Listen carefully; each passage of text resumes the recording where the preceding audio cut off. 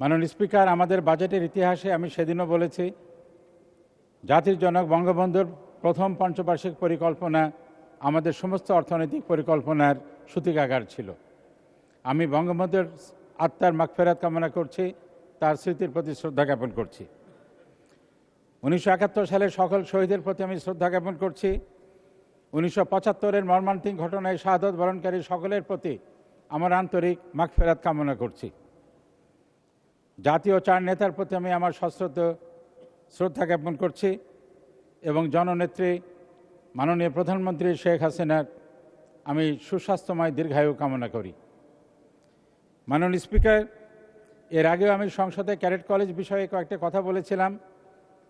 Cadet কলেজগুলো অন্যতম সেরা শিক্ষা প্রতিষ্ঠান হওয়া সত্ত্বেও ক্যাডেট কলেজের উপরে বাজেট কেন জানি সবসময় অপ্রতুল থাকে। ক্যাডেট কলেজগুলো সবসময় একটি বাজেট সংকটে ভুগতে থাকে। তা আমি আশা করব মাননীয় অর্থমন্ত্রী আগামী অর্থ বছরে এই ক্যাডেট কলেজ শিক্ষা ব্যবস্থাকে বাঁচানোর জন্যে, ক্যাডেট কলেজগুলোকে যথার্থভাবে পরিচালনার জন্যে যে পরিমাণ অর্থ প্রয়োজন সেই পরিমিত অর্থ বরাদ্দের ব্যবস্থা ইনশাল্লাহ করবেন। মাননীয় স্পিকার, আমি মাননীয় স্বাস্থ্যমন্ত্রী মহোদয়কে আন্তরিক অভিনন্দন এবং ধন্যবাদ জানাই।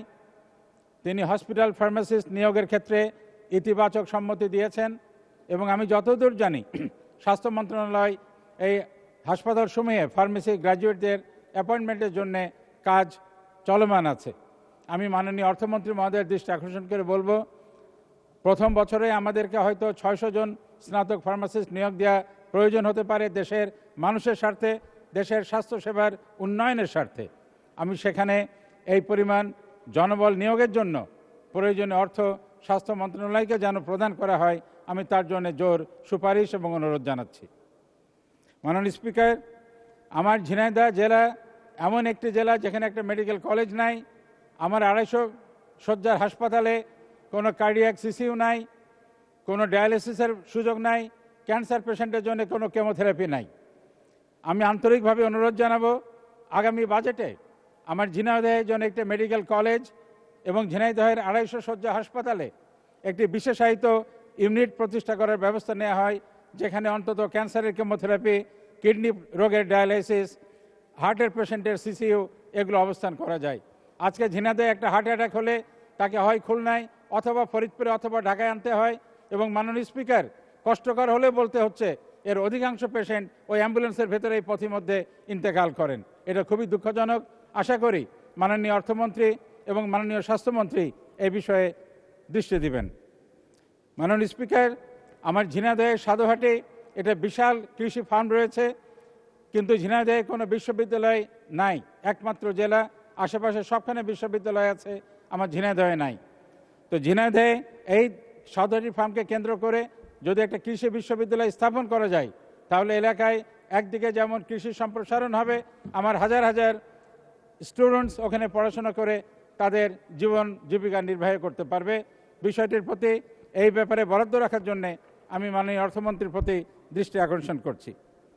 মাননীয় স্পিকার, আমি অত্যন্ত আনন্দের সাথে আপনাকে জানাচ্ছি আমাদের ঝিনাইদহ জেলাবাসীর দীর্ঘদিনের প্রাণের দাবি মাগুরার থেকে ঝিনাইদহ হয়ে মোবারকগঞ্জ পর্যন্ত রেল কানেকশন, এটা সম্প্রতি সরকার থেকে নীতিগত সিদ্ধান্ত দেওয়া হয়েছে।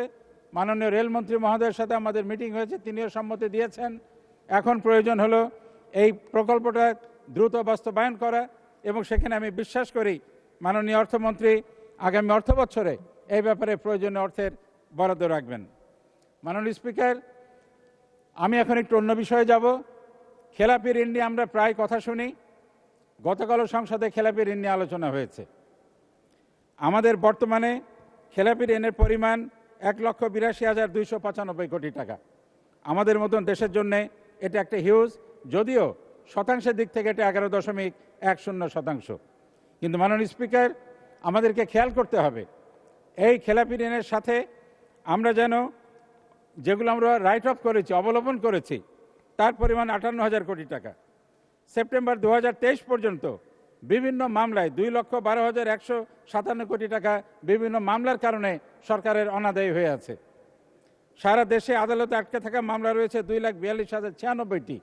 এই মামলা কবে নিষ্পত্তি হবে? আর কবে এই 2,12,000 টাকা সরকার বা অর্থ মন্ত্রণালয় পাবে আমি জানি না।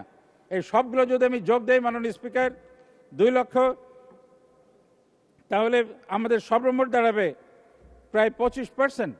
আমাদের এই যে ঋণ দেওয়া হয়েছে তার 25% আমরা হাতে পাচ্ছি না। এটা 11% নয় মাননীয় স্পিকার, 11% শুধু খেলাপি ঋণ, তার সাথে বাকিগুলো যোগ করলে এটা 25%-এ দাঁড়াচ্ছে, যেটা অত্যন্ত হিউজ ফিগার এবং আমাদের দেশের জন্য, আমাদের অর্থনীতির জন্য এটা অত্যন্ত বড় দায়।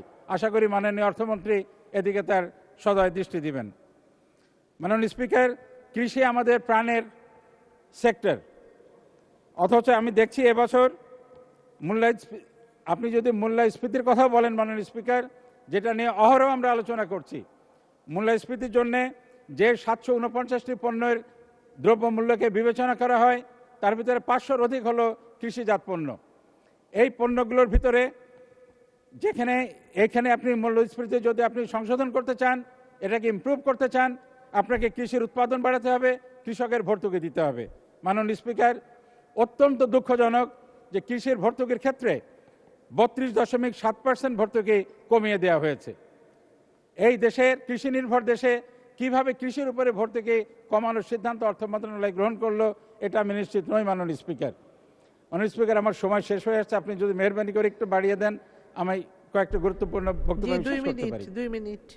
আচ্ছা, মাননীয় স্পিকার, কৃষির ক্ষেত্রে আপনি যদি দেখেন 2023-24 সংশোধিত বাজেটে 25,644 কোটি টাকা ছিল কৃষির ভর্তুকি। আগামী বছরে সেটা 25,000 থেকে 17,000-এ নামিয়ে আনা হয়েছে, 32.7% কমিয়ে দেওয়া হয়েছে। কৃষির ভর্তুকি কমানোর আমি কোনো যুক্তি দেখি না। মাননীয় অর্থমন্ত্রী মহোদয়ের আমি দৃষ্টি আকর্ষণ করব, এই কৃষির ভর্তুকিটা যেন না কমানো হয়, না বাড়াতে পারি, গত বছর যেটা ছিল অন্তত সেটা যেন থাকে। মাননীয় স্পিকার, সামাজিক নিরাপত্তা কর্মসূচি আমাদের মাননীয় প্রধানমন্ত্রী জননেত্রী শেখ হাসিনার একটা অত্যন্ত প্রিয় এবং অত্যন্ত যুগোপযোগী এবং মানুষের জন্য কল্যাণকর একটা কর্মসূচি।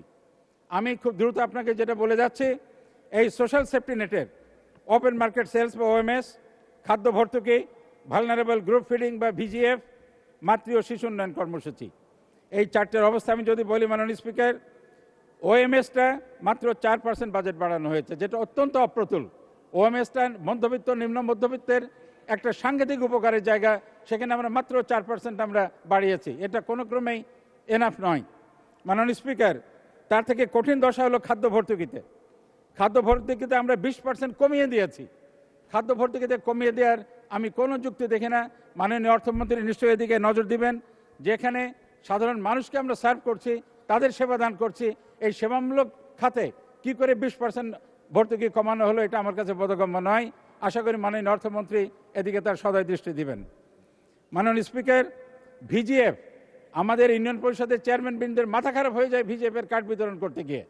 যা দেওয়া হচ্ছে সেটাই প্রতুল নয়, মাত্র 7% বাড়ানো হয়েছে। আমি মনে করি এবছর ছিল 527 কোটি টাকা, এটাকে 563 করা হয়েছে, এটাকে অন্তত 1000 কোটি টাকা ভিজিএফে আমাদের বরাদ্দ দেওয়া উচিত। মাননীয় স্পিকার, মাতৃ শিশু উন্নয়নে 23% বাড়ানো হয়েছে, এটাকে আমি প্রশংসা করি, এবং পেনশন কর্মসূচিতে 36% বাড়ানো হয়েছে। সরকারের পেনশনভোগীদের জন্য এটা ভালো হয়েছে, আমি এটার প্রশংসা করছি। আপনাকে অনেক ধন্যবাদ মাননীয় স্পিকার।